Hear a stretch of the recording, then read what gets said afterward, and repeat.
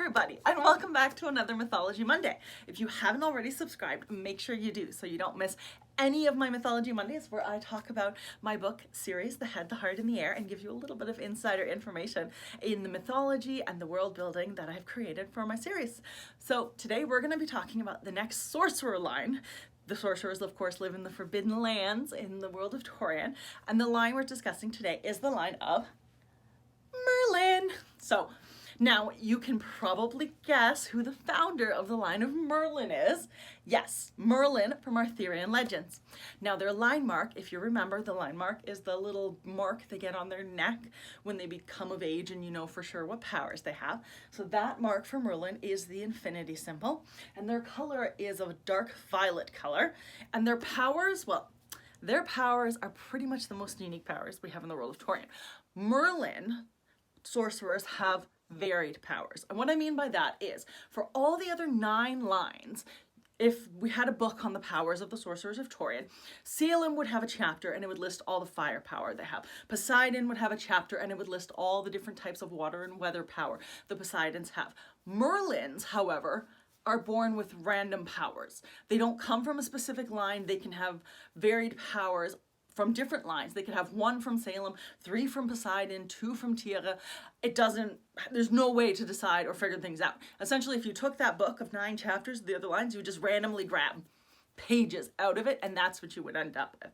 This is one of the things that makes Merlins exceptional, because they can harness powers together that very few sorcerers can manage together. Things such as fire and water, chaos and peace. They're the only ones who would have the ability to co-wield these sort of things.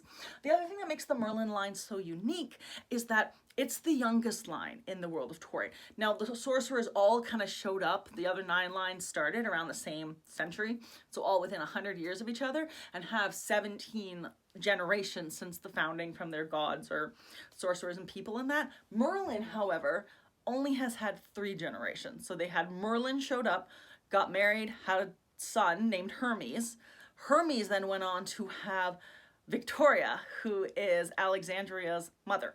So Alex is the great granddaughter of Merlin. So there isn't a big gap like there is from all of the other sorcerer lines. So that's the other thing that makes Merlin special, is when he showed up, he was so powerful and so unique that he could not fit into any of the other 9 lines.